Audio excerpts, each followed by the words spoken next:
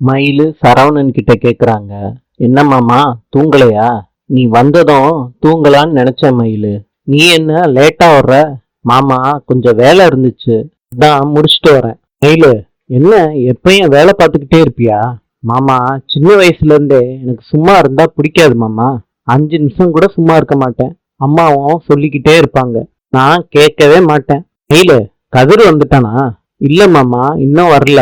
நான் கூட ராஜி கிட்ட சொன்னேன், கதிர் தம்பிக்கு நான் சாப்பாடு எடுத்து வைக்கிறேன்னு. நான் சொன்னதையும் கேட்காம அப்படியே ராஜி உட்கார்ந்துகிட்டு இருக்கா. வழக்கமா இருக்கிறத விட இன்னைக்கு ரொம்ப சந்தோஷமா இருக்கா. இன்னைக்கு நடந்ததெல்லாம் கதிர்கிட்ட சொல்லணும்ல. ஆமா, நம்ம வீடு மத்தவங்க வீடு மாதிரி இல்ல மாமா, கொஞ்சம் வித்தியாசமா தான் இருக்கு. வித்தியாசம்னா எப்படி? கூரை கீழையும் தர மேலையுமா இருக்கு. ஆமா, அத சொல்லல. மத்த வீட்ல எல்லாம் பிரச்சனை நடந்துச்சுன்னா பிரச்சனை சரியாகிறதுக்கு ரொம்ப நாள் ஆகும். சில வீட்ல எல்லாம் பிரச்சனை சரியாகவே ஆகாது. ஆனா நம்ம வீட்ல அப்படி இல்ல, உடனே உடனே சரியாயிருது. மயிலு, நல்ல விஷயம் தானே? ஆமா மாமா, நல்ல விஷயம்தான். யாரு இல்லைன்னு சொன்னது? இந்த டியூஷன் பிரச்சனை இன்னும் கொஞ்ச நாள் போகும்னு தான் நினைச்சேன், ஆனா உடனே முடிஞ்சிருச்சு. நல்ல விஷயம் மாமா. ஆனாலும் மாமாவுக்கு மீனாவும் ராஜியும் கொஞ்சம் ஸ்பெஷல் தான்ல? மயிலு, அப்படிலாம் எதுவும் கிடையாது. அப்பாவுக்கு எல்லாருமே ஸ்பெஷல் தான். இல்ல மாமா, மீனாவுக்கும் ராஜிக்கும் தான் கொஞ்சம் அதிகமாவே மாமா சப்போர்ட் பண்ணுவாரு. இப்படி பார்த்தா உனக்கும் தானே அப்பா சப்போர்ட் பண்றாரு. நான் மாமா கிட்ட எதையுமே மறைச்சது இல்ல. இந்த வீட்டுக்கு வந்ததுல இருந்து மாமா கிட்ட சின்ன பொய் கூட சொன்னதில்ல, தெரியுமா? ஆனா அவங்க அப்படியா டியூஷன் எடுக்கிற விஷயத்த கூட மறைச்சிருக்காங்க. ஆனாலும் மாமா உங்க மனசு வருத்தப்படக்கூடாதுன்னு ஒவ்வொரு விஷயத்தையும் பார்த்து பார்த்து பண்றாங்க. இல்ல, நாளைக்கே உன்கிட்ட கோவமா பேசிட்டாங்கன்னு வச்சுக்க, எதுக்கு மாமா என் மேல கோவப்பட போறாங்க? அதெல்லாம் நான் வச்சுக்கவே மாட்டேன்.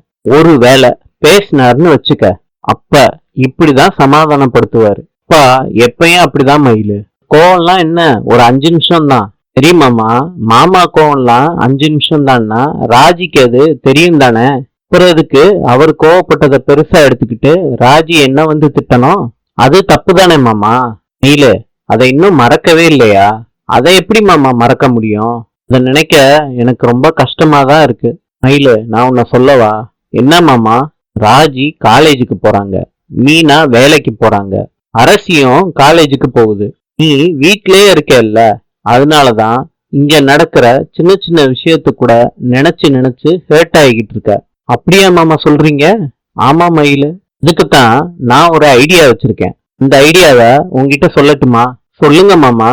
பேசாம நீயும் ஒரு வேலைக்கு போயிடுறியா? என்ன மயிலு, எவ்வளவு பெரிய டிகிரி, எம்ஏ இங்கிலீஷ் லிட்ரேச்சர் படிச்சிருக்க. படிச்சுட்டு வீட்டுல இப்படியா இருப்ப? வேலைக்கு போலாம்ல. அவன்னா அப்பா கிட்ட பேசி உனக்கு வேலை வாங்கி கொடுக்கட்டுமா? என்ன மாமா சொல்றீங்க, வேலையா? ராஜி வேலைக்கு போனதுனால தானே இம்புட்டு பிரச்சனை வந்துச்சு, மறந்துட்டீங்களா மாமா? மயிலு, மீனா வேலைக்கு போறாங்க, அதனால எந்த பிரச்சனையும் வரல. அம்மா, அது கல்யாணத்துக்கு முன்னாடியில இருந்தே மீனா வேலைக்கு போறாங்க. அது இல்ல மயிலு, ராஜி சொல்லாம கொள்ளாம வேலைக்கு போச்சு, கஷ்டத்துக்காண்டி போன மாதிரி இருந்துச்சுல்ல. இதுதான் அப்பாவுக்கு பிரச்சனையே. அப்பாவுக்கு நிறைய பேரை தெரியும், அவங்க கிட்ட சொல்லி வேலை வாங்கி கொடுக்க சொன்னா கொடுத்துட்டு போறாங்க. சரி மாமா, நான் உங்க பாயிண்ட்டுக்கே வர்றேன். நானும் வேலைக்கு போயிட்டேன்னு வச்சுக்கோங்க, வீட்டை யார் பாத்துக்கிறது? என்ன மயிலு இப்படி கேக்குற? வழக்கம் போல அம்மாதான். என்ன மாமா, மனசாட்சி இல்லாம பேசுறீங்க? ஒத்தாளா 10 பேத்துக்கும் சமைச்சு போட்டு துணிமணி எல்லாம் துவைச்சு போட்டு இதெல்லாம் சாதாரணமான விஷயமா? இதெல்லாம் அத்தை எப்படி பண்ணுவாங்கன்னு கொஞ்சமாவது யோசிச்சு பாத்தீங்களா? நீ சொல்றதும் சரிதான் மாமா. வேலைக்கு போறதுன்னா கல்யாணத்துக்கு முன்னாடியே எனக்கு போக தெரியாதா மாமா? நான் அம்மாவை பாத்துக்கணும், தங்கச்சியை பாத்துக்கணும், அப்பாவை பாத்துக்கணும்னு தானே வேலைக்கு போகாம இருந்தேன். இப்பயும் அதே மாதிரிதான், வீட்டுல இருக்க எல்லாரையும் நான் பாத்துக்கணும். அதனால வேலைக்கு போற எண்ணமே எனக்கு இல்ல. எனக்கு வீட்டுல இருக்கவங்க ஆரோக்கியம் நிம்மதிதான் மாமா முக்கியம். மத்ததெல்லாம் அப்புறம்தான். பழனி கேக்குறாரு, சரவணா, நாளைக்கு படத்துக்கு போலாமா? மாமா, நான் வரல, எனக்கு நிறைய வேலை இருக்கு. நைட் ஷோ போலாண்டா. மாமா, அப்பாவுக்கு யார் பதில் சொல்றது? என்னாலலாம் முடியாது. யாரா இவன் வேற?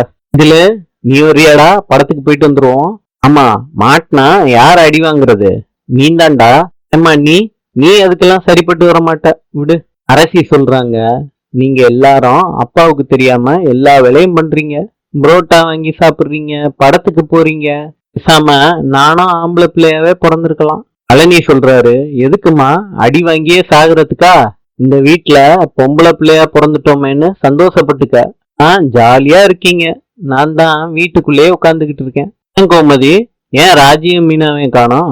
மீனாவுக்கு இன்னைக்கு ஆபீஸ்ல வேலை இருக்குன்னு சொல்லிட்டு போனா. என்ன வேலை கோமதி? நம்ம கடையில கணக்கு வழக்கு பாக்குற மாதிரி அவங்க ஆபீஸ்ல கணக்கு வழக்கெல்லாம் பாப்பாங்களாம். இது என்னமோ சொன்னாங்க. அம்மா, ஆடிட்டிங்கா? ஆமாடா, இதுக்கு தான் ரெடி பண்ணிக்கிட்டு இருக்கா. ராஜி அதுக்கு உதவி பண்ணிக்கிட்டு இருக்கா. பாவம் அந்த பிள்ளை. ஆபீஸ்ல வேலை பார்த்தது பத்தல போல இருக்கு, வீட்லயும் வேலை பார்க்குது. மயிலு சொல்றாங்க, இதுக்கு தான் வீட்லயே இருக்கணும். வீட்ல இருந்தா வீட்டு வேலையெல்லாம் பார்த்துக்கிட்டு எல்லாரையும் கவனிச்சுக்கிட்டு இருந்தா இந்த கவலை இருக்குமா? இப்பா மயிலு, ஒவ்வொருத்தவங்களுக்கும் ஒவ்வொரு வேலைப்பா. அந்த பிள்ளை என்ன சாதாரண வேலையா பார்த்துக்கிட்டு இருக்கு? இது கவர்மெண்ட்ல எல்லாம் வேலை பார்க்குது. சுமதி, அந்த பிள்ளைங்கள காப்பி கிப்பி குடிச்சிட்டு வேலை பார்க்க சொல்லு. நீனா ராஜி, சரவணன் கேக்குறாரு, அது என்ன அக்காவும் தங்கச்சியும் ஒன்னாதான் வருவீங்களா? மயிலு சொல்றாங்க, எங்க வீட்லயும் இப்படிதான், நானும் சுடரும் இந்த மாதிரிதான் ஒட்டிக்கிட்டே இருப்போம். ஆண்டியன் சொல்றாரு, கூட பிறந்து ஒட்டிக்கிட்டு இருக்கிறதெல்லாம் பெரிய விஷயம் இல்ல, ஆனா வாழ வந்த இடத்துல ஒட்டிக்கிட்டு இருக்கிறதெல்லாம் பெரிய விஷயம். ஏமா, சாப்பிட்டு போறியா? அம்புட்டு நேரம்லாம் இருக்காத அத்தை, நான் ஆபீஸ்லயே போய் பாத்துக்கிறேன். மீனா கேக்குறாங்க, என்ன கதிரு, இன்னும் தூக்கம் தெரியலையா? மாப்பிள்ள, உன் முகத்துல ஒரு ஒளிவட்டம் இருக்கும், ஒரு தேஜஸ் இருக்கும். இது இப்ப குறைஞ்சுக்கிட்டே வருதேடா. அம்மா, தேஜஸையும் ஒளியும் வச்சுக்கிட்டு என்ன செய்ய போறோம்? ஏசு பையனுக்கு அதெல்லாம் தேவைடா. நீ கவலைப்படாத, கடலை மாவை ஊற வச்சு தேய்ச்சு குளிச்சா முகம் பலன்னு மின்னும். நான் உனக்கு தேய்ச்சி விடவா? ஏமா அரசி, கடலை மாவுல பஜ்ஜி தான் வரும், பளபளப்பா வரும். வரும் வரும். பாண்டியன் சொல்றாரு, இந்த வீட்டுல பெரிய மனுஷன் இருக்கானு, அவன் சொன்னா 1008 அர்த்தம் இருக்கும், இல்ல சில நன்மைகளும் இருக்கும். இத கொஞ்சமாவது யோசிக்கணும்ல. இப்ப என்ன சொல்ல வரீங்க? எதுவும் புரியல. எதுக்காண்டிடா கஷ்டப்பட்டு கண்ட இடத்துல வேலை பார்த்து உடம்ப கெடுத்துக்கணும்? இப்ப நல்லா பேசுவீங்க. அன்னைக்கு என்ன சொன்னீங்க? என்ன சொன்னேன்? இந்த வேலைக்கு போக சொன்னேன். நாக்கு இப்படிலாம் நான் சொல்லலடா.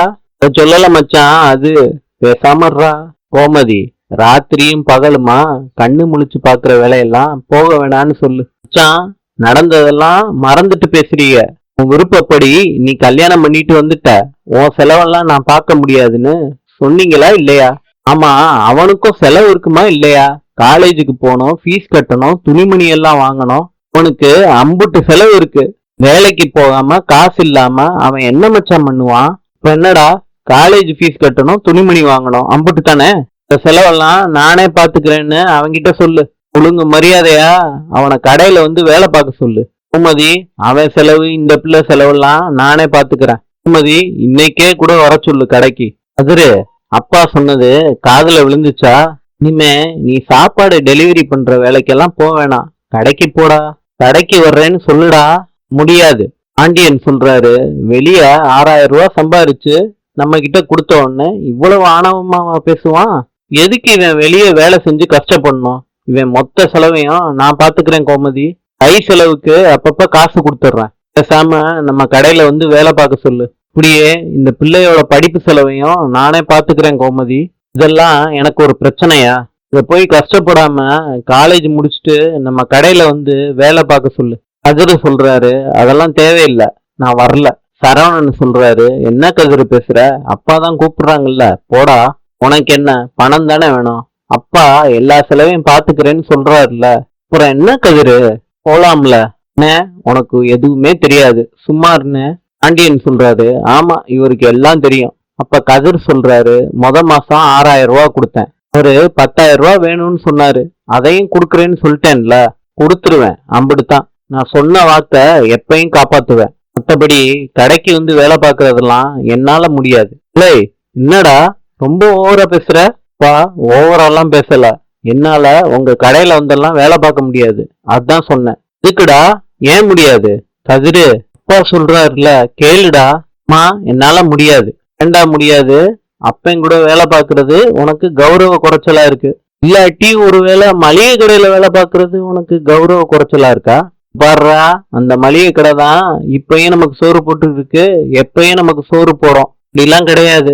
எந்த வேலை செய்யறதுக்கும் எனக்கு கௌரவ குறைச்சலே இருந்தது இல்ல. நான் அப்பா கிட்ட என்னால வேலை செய்ய முடியாது. இது ஏன் முடியாதுன்னு சொல்ற? ஊர்ல பாக்குறவன் ஒருத்தன் விடாம என்கிட்ட கேட்டுக்கிட்டு இருக்கான். இவ்வளவு பெரிய கடையை வச்சுக்கிட்டு அவனுக்கு ஒன்னும் செய்யாம விட்டுட்டீங்கன்னு. இந்த அவமானமோ அசிங்கமோ எனக்கு தேவையா? நான் கேவலப்படணும் அதான் இவன் ஆசையா? சுமதி, ஒழுங்கு மரியாதையா கடைக்கு வர சொல்லு. அவன் கொண்டாந்து சோறு குடுக்கறதெல்லாம் விட்டுட்டு கடைக்கு வர சொல்லிரு. அதான் முடியாதுன்னு சொல்றேன்ல. வீட்டுல உங்ககிட்ட அவமானப்படுறது பத்தாதா? அங்க வேற அவமானப்படணுமா? என்ன பாத்துக்க, எனக்கு தெரியும். நான் குடுக்கறேன்னு சொன்ன பணத்தை எனக்கு கொடுக்க தெரியும். பாண்டியன் கதிரை அடிக்கிறாங்க. குமுறாடா உனக்கு? மச்சான், என்ன மச்சான் இதெல்லாம்? நீங்க ஒண்ணு கேட்டீங்க, அவன் பதில சொன்னா பட்டுன்னு அடிச்சிட்டீங்களே. என்னங்க இதெல்லாம்? இவ்வளவு நேரமா கிளிப்பிள்ளை கிட்ட சொல்ற மாதிரி சொல்லிக்கிட்டு இருக்கேன். நீ கஷ்டப்பட்டது போதும்டா, கடைக்கு வாடான்னு திமிரு புடிச்சு போய் பேசுற. உன்னோட அப்பாவோட வலி உனக்கு புரியாதுடா. உனக்கும் பிள்ளை குட்டி பிறக்கும்ல, அப்ப தெரியும் இந்த அப்பாவோட வலி என்னன்னு. எப்பா ராஜி, இவ்வளவு நேரம் இவன் நல்லதுக்கு தானே பேசிக்கிட்டு இருந்தேன். நான் சொல்றது ஏதாவது புரியுதா இவனுக்கு? இதுக்கு மேல ஒரு அப்பனா என்ன என்னப்பா பண்ண சொல்ற? சொல்லுப்பா. ஏலே வாடா, மீனாவுக்கு கால் வருது. சொல்லுங்க மேடம், நான் கிளம்பிட்டேன், வந்துடுறேன் அப்படின்னு சொல்லிட்டு போனை வச்சிடுறாங்க.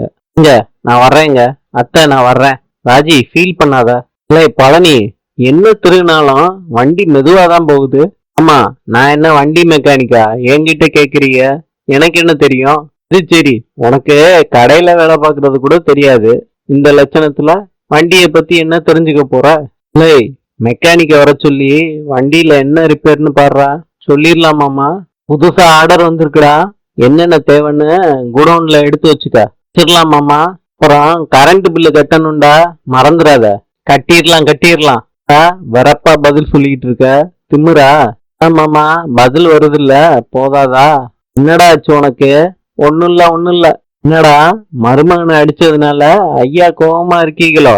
இல்ல மாமா, குழு குழுன்னு இருக்கு. நானும் கேட்க வேணான்னு பார்த்தேன். ஆனா அந்த பையனை மாத்திரம் அந்த அடி அடிக்கிறீங்க. அவனை அடிக்கிறதுல உங்களுக்கு என்ன ஆனந்தம்? அவன் கட்டிக்கிட்டு வந்த பொண்ணோட செலவெல்லாம் அவன் பாத்துக்கணும்னு நினைக்கிறான். அதுல ஒன்னும் தப்பு இல்லையே. என் அக்கால கட்டிக்கிட்டு வர்றப்பையும் நீங்களும் அந்த மாதிரிதான் நினைச்சீங்க. ஒவ்வொன்னும் பார்த்து பார்த்தானே பண்ணீங்க. நீங்க பண்ணா சரி, அவன் பண்ணுனா தப்பா? நானும் பாத்துக்கிட்டு தான் இருக்கேன் மச்சான். எல்லாத்துக்கும் அவன் தான் அடி வாங்குறான். உங்க கோவத்தையும் அவன் மேல கொண்டு வந்து திணிக்கிறீங்க. அவனும் நீங்க பெத்த பிள்ளை தானே. அவுட்டுக்கு எங்கேயாவது வாங்கிட்டு வந்தீங்களா? முன்னாடி மாதிரி இல்ல மச்சான், காலம் இப்ப மாறிடுச்சு. கதிருக்கும் கல்யாணம் நடந்து முடிஞ்சிருச்சு. நினைச்ச நேரமெல்லாம் கைய நீட்டுறீங்க. ஏதோ கதிரோட பொண்டாட்டி ராஜிங்கிறதுனால பாத்துக்கிட்டு நிக்குது. அது என்ன நினைக்கும்? சரி, அதை விடுங்க மச்சான். நம்ம வீட்டுக்கு வந்த 2 மருமகளும் நின்னுகிட்டே இருக்காங்க. அவங்க என்ன நினைப்பாங்க? அதுல பந்தாடுற மாதிரி ஆடிக்கிட்டு இருந்தா அந்த பிள்ளைய மதிக்குமா? இல்லாட்டி ராஜி தான் அவனை மதிக்குமா? அதுகளுக்குள்ள ஒரு பிரிவு வந்துடாது? வாழ வந்த பொண்ணுங்க முன்னாடி அடி வாங்குறோமேன்னு கதிரு வருத்தப்பட மாட்டான்? எம்புட்டோ விஷயம் இருக்கு. எல்லாத்தையும் யோசிச்சு பண்ற நீங்க ஏன் இத மாத்திரம் யோசிக்க மாட்டேறீங்கன்னு எனக்கு ஒன்னும் புரியல. கதிரு விஷயம்னு வந்தா மாத்திரம் ஏன் பாரபட்சமா நடந்துக்கிறீங்க? இன்று ஜப்பானின் நாணயம் yen. நாளை சந்திப்போம்.